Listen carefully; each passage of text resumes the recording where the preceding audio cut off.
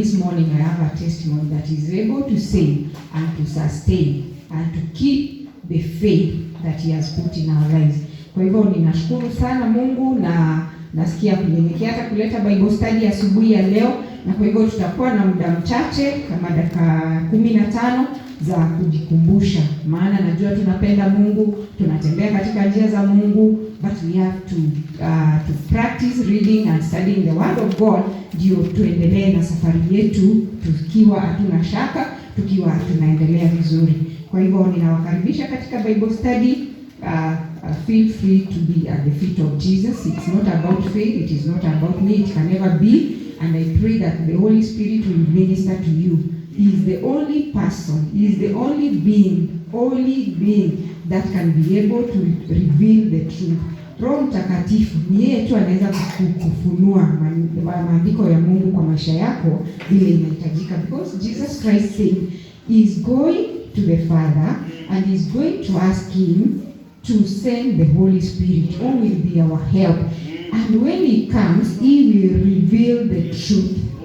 All the truth. Imagine the Holy Spirit. He is the one who reveals the truth, the word of God, how we need to walk, how we need to act our lives as Christians. He is the only one who is able. So, naomba ya kwamba ataturevealia. And today I'd like us to tutajikumbusha a topic that I've said, running the race of our faith, ama kukimbia mbio za imani yetu, running the race of our faith. And as a Christian, there's a race that we are running, si ndio? Kuna mbio ama kuna shindano ambayo tunashindana kama Wakristo, si ndio? Ya kwamba the moment that we got saved, we entered a marathon. Sababu hii yetu hatukimbii kama Usain Bolt. Usain Bolt anakimbia ile ya 100 anamaliza. Lakini tunakimbia ile ya Kipchoge, si ndio? Ile ya anaenda hata mnasahau alienda laps ngapi, ameenda so many kilometers. So there is a race that we are running as Christians, na ningependa leo tujitie nguvu ya kwamba we can run this race not because we have the strength to, but we have God who strengthens us. And so nitaomba, najua leo hatuna kompyuta, imeenda pia hata kompyuta yetu imeenda huduma. Kwa hivyo nitaomba tafadhali nitanisomea. Leo tutasoma sisi maandiko wote. Kwa hivyo ningependa tufungue katika kitabu cha Galatia chapter 5 verse 7 to 9. Galatians 5:7 to 9. Galatia 5:7-9. Kuna mtu amepata tusomee? Have confidence and read the word of God. Bosco pia utakuwa unatusomea wakikawia. Galatians 5:7-9. Kwa Galatia sura ya 5 mstari wa 7 na mpaka wa 9. Kuna mtu amepata? Tafadhali tusomee.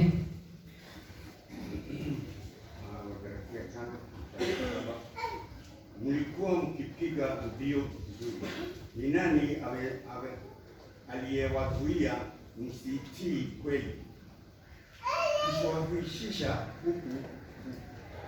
hakukutoka kwake yeye anayewaita ninyi. Chachu kidogo chachu ndogo zima.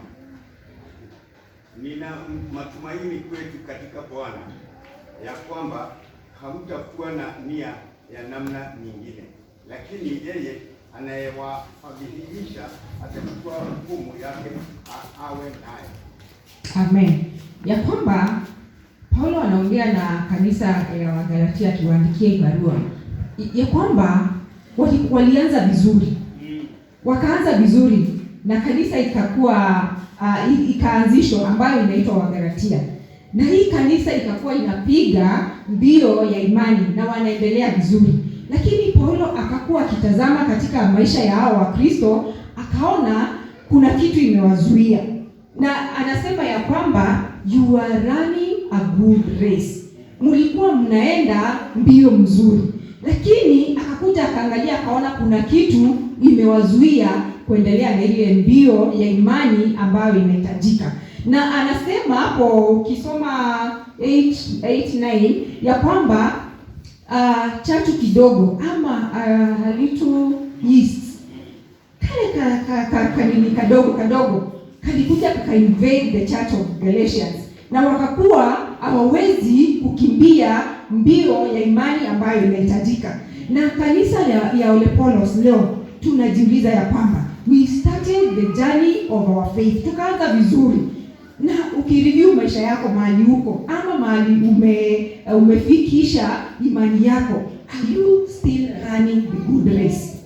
Ama there's something slow down, kuna kitu ambacho kimefanya hauwezi kimbia kama vile ulikimbia. Just take a stock of your life. Yaani hebu fikiria juu ya maisha yako, vile umetembea na Mungu. Ni nini ambacho labda kimekuja katika maisha yako, na Paulo anatukumbusha ya leo kama kanisa ya Wagalatia. Is there something that you entertained in your life that has slowed down your spiritual life? Is there something that you accommodated? Yaani ulikuwa umesema hii nimeacha, lakini sasa umeirudia. Na Paulo anatukumbusha ya leo, if you want to run a good race, there are hindrances. Kuna vitu zitatukwaza katika mbio, but we should focus. Tusikubali hapo ka powder, kanaitwa baking powder. Baking powder ukiweka kadogo hivi ni kadogo, lakini kanafanya nini? Mandazi inafura, inakuwa kitu kubwa. Inafanya keki uliweka kaunga kadogo, lakini ukienda kutazama keki imefura, imekuwa kubwa. So Paul is telling us that we avoid that little baking powder, that little yeast in our lives. And pia there's a verse that most of the time tukiwa na matanga huwa inaandikwa sana, hii ya 2 Timothy 4 verse 7. 2 Timothy 4:7, and I will read 2 Timothy 4 verse 7. I have fought the good fight, I have finished the race, I have remained faithful. Paul anapatia Timothy testimony ya kwamba mimi nimekuwa kwa mbio, mimi nimepigana hii vita, mimi nimeweka ile imani. That when Paul alikutana na Mungu akitesa watoto wa Mungu na kuwapa secure, anasema I started this journey and I have run this race of faith. Does it mean maisha ya Paul haikuwa na vikwazo? Maisha ya Paul ilikuwa na vikwazo. Si kuna mahali alishukishwa katika dirisha asiuliwe na kikapu, akarukishwa ndio asiuliwe. Kuna mahali alienda in the cities na akapigwa. But he was so bold that he can give the son Timothy a testimony that I began the race, I have fought for this faith, and now I can testify that I have done well. Bwana asifiwe. Na in our lives as Christians, kuna kitu moja ningependa tuangalie na wa Bible study, chenye kinaweza fanya imani yetu ama hii mbio tunakimbia isikuwe ni ya kushinda. One of the things, tutadiscuss to one thing because there are several things, but today we'll just discuss one thing. Na kitu moja nimekaa faith na nikaangalia, nikaona ni kwamba our past, maisha yetu ya kale, number one, our past, maisha yetu ya kale, it can hinder our race na tushinde. Bwana asifiwe. Inaweza fanya maisha yako ya Ukristo ikuwe sio ya kukimbia na kushindana, our past. And so we can read from the book of Philippians 3:13. Someone please open Philippians 3:13-14. That our past can hinder this race that we are running as Christians. That hatutaweza kuwa ni wa kushindana, hatutaweza kuwa ni wale tutakao patiwa zawadi. Philippians 3:13-14. Kuna mtu amepata? We can read together. Yes. Bosco, please. Philippians 3:13-14. Brothers and sisters, I do not consider myself yet to have taken hold of it, but one thing I do, forgetting what is behind and straining towards what is ahead, I press on towards the goal to win the prize for which God has called me heavenwards in Christ Jesus. Amen, amen. So Paul is also saying to Philippians that ajihesabu mkamilifu, ajihesabu kwamba amefika, but there is something he chose to do. Kuna kitu Paulo alichagua kufanya, kusahau yale alisema amefanya nini? Anataka kusahau yale yamepita. Lakini akishasahau afanye nini? To focus on what is ahead for him to be able to win the race. And as Christians, as believers in the church of Apollos, when you look at your past, ile maisha ulikuwa unaishi, ile maisha before you knew Christ ulikuwa unaishi. Labda wengine mmekuwa na bahati sana mkalelewa katika kanisa, mkakuwa mnajua Mungu throughout your life. Thank God for your life. But there are people here who have lived a bad life. Kama ni pombe hakuna yenye hawajakunywa. Kama ni club hakuna yenye hawajaingia. Yani just everything they have done under the sun. So when you remember that, you still want to focus on that, because that past, if you focus on your past, you will not be able to move forward. Bwana asifiwe. Now I remember the story of the children of Israel. Mungu akawakomboa kutoka katika utumwa, na Mungu ndio huyo amewavukisha bahari ya Shamu, na ndio wao wamekuja. And when you read the book of Exodus from chapter 14, utaona wameanza kucomplain wakiwa Red Sea, lakini ndio wao wamevuka vizuri. When you go to chapter 15 of Exodus, they are also complaining about the bitter water. They are also complaining in chapter 16 of Exodus about the food. Wakauliza Moses, kwenye ulitutoa? Look at the children of Israel. They are remembering the past.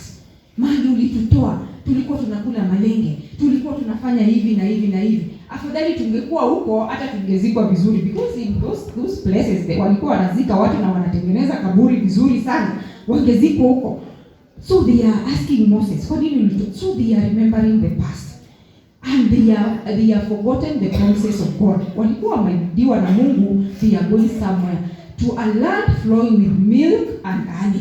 But now wamefika mahali wamepata tuna changamoto kidogo. Now they are remembering the past. Ni watu wangapi walifika Canaan? Ni watu wangapi walifika Canaan wenye original nini, wale walitoka Egypt? Ni watu wangapi?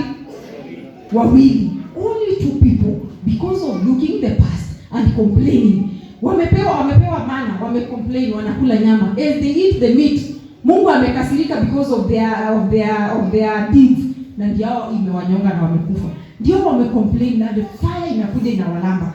Wamecomplain ndio ina nini, because of the past. They kept on reminding Moses, they kept on wakipata tu changamoto, they remember the past, and they were not able to reach Canaan. In our walk, just examine your life. Kuna kitu inakuita hapo nyuma? Is there something? Kuna rafiki uliwacha alikuwa aendi njia mzuri na ukamwambia umeokoka, na unasikia ni kama siku hizi mmeanza kuingiana tena.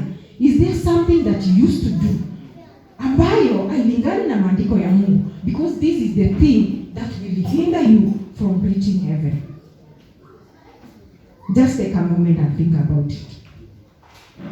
The children of Israel, there were so many, but only 2, Caleb and Joshua, they made to Canaan. The original people who left Egypt, and only 2 got to Canaan. Mimi nikiangalia faith, is there a past that is calling me? This can hinder me from running this race, I'm running of faith, na nikose kufika mbinguni. And so, can we examine our lives, even as I talk? Na waambie Mungu atusaidie. If there's any temptation, if there's anything coming from the past to disturb you not to run the race, waambie Mungu atushindanie. Can we read from the book of Luke 9:62? The book of Luke 9:62.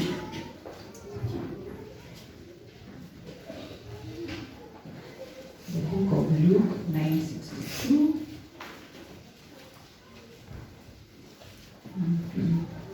I will read. But Jesus told him, anyone who puts hand to the plow and then looks back is not fit for the kingdom of God. And no wonder Jesus Christ in the New Testament is saying that yule mkulima anataka kulima vizuri na ameshika jembe na angalie mbele, because he knew when you turn back you will not be able to accomplish the assignment. Bwana asifiwe. Akasema ukishika ile plow, you look forward.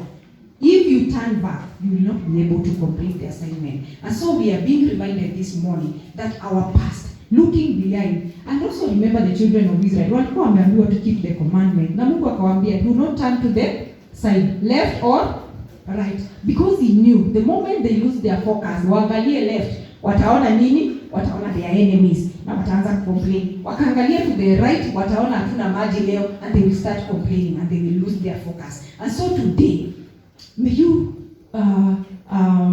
purpose that ya kwamba this race I'm running, nitashika jembe yangu na nitalima focus. And one day Isaiah writes in the book of chapter 50, Isaiah, Bosco, you can read for us, 50 verse 7.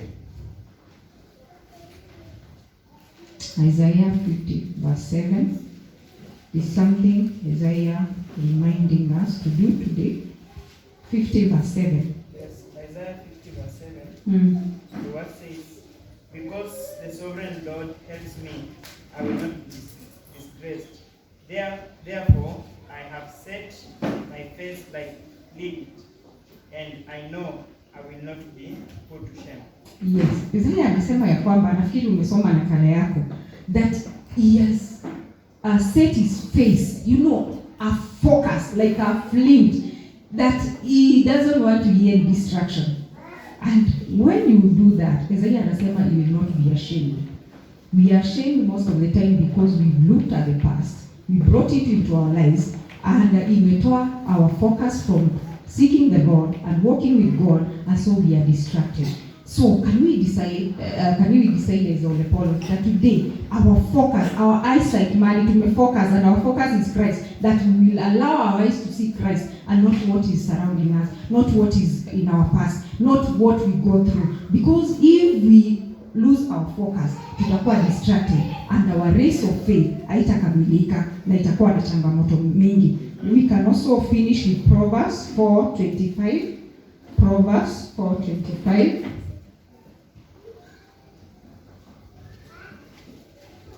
Proverbs 4:25. Maybe I can read Proverbs 4:28. No?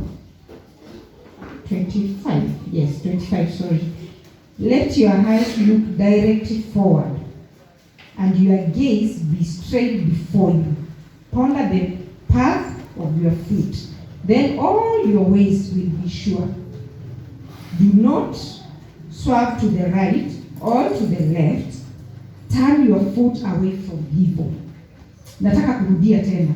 Please, naomba usome nakala yako vile Proverbs anatuambia from verse 25. That is Proverbs 4:25. Let your eyes look direct forward, and your gaze, yani mtazamo wako, be straight forward. Na ufikirie, ponder the path of your feet. Mahali miguu zako zinakanyaga. Think about it. Unakanyaga wapi? Then all your ways. Na ukishafikiria ninakanyaga wapi, all your ways will be sure because you thought about it. Ponder about where your feet, your actions, what you're doing, mahali unakanyaga. Na ukishakanyaga, njia zako zitakuwa ziko shwari. Verse 27. Do not swerve to the right or to the left. This can only, tunaweza tu geuka kama hatujaponda about our feet where we are stepping and our ways are not sure. We look to the left, we look to the right, and we lose our focus. Bwana asifiwe. And many are the times when many Christians amepata salvation, ametembea na Mungu, amepatana na changamoto, na hizi changamoto zinafanya anatoka kwa uwepo wa Mungu na anaanza maisha ya ukali. It is not worth it, brethren. Let us fight the good faith, and that we can come to testify when we are before the throne of God that we ran the race, we kept the faith, and now we are ready to receive the crown of life. Bwana asifiwe. That is my encouragement today, that one thing you can choose not to look at the past, because the past will mess you up moving forward, and your faith will be exercised in futility. Ama itakuwa ni kuharibu muda. Let us pray. Our Father and our God, we want to thank you this morning. We bless your name because Lord God Almighty, you in our midst. Tunakushukuru ya kwamba Mungu wangu utatusaidia na ya kwamba itafika wakati ya kwamba tutasema, tazama, tumekimbia mbio na tumepigana hizi vita vya imani, na tunafurahi ya kwamba sio sisi tunapigana, wewe ndio umesema utapigana vita yetu. Ninaomba kwa ajili ya maisha yangu, ninaomba kwa ajili ya maisha ya leaders katika hii kanisa, ninaomba kwa ajili ya wamama, watoto na wazee na wanayuth, ya kwamba tutapigana hivi vita vya imani, tukikuangalia, tukiwa na mtazamo ya kwamba tumejua mahali tumekanyaga, tumejua njia zetu zitakuwa shwari, na ya kwamba hatutaangalia nyuma, hatutaangalia upande, hatutaangalia kando, na ya kwamba Mungu wangu tutapokea taji ya imani. Utakaporudia kanisa lako, tutakuwa miongoni wa wale tutaambiwa, welcome faithful servant to the table of the Lord. We thank you, Lord, for ministering to us. May you continue to minister this word in our lives every day. When the people are discouraged, when they feel they do not have strength to move on, oh God, I pray, Holy Spirit, our help, will be able to look unto you and set our face like a flint, that Lord will not lose focus. Na tutakutazamia wewe, maana ni wewe ututiaye nguvu, ni wewe uinuaye mioyo yetu, ni wewe uinuaye vichwa vyetu wakati tumeinama. Tunakubariki na tunakushukuru, na ni katika jina la Yesu Kristo tunaomba na kuamini. Amen. God bless you so much. Nitaalika kwaya. Please, choir, you can take the stage. Bless you.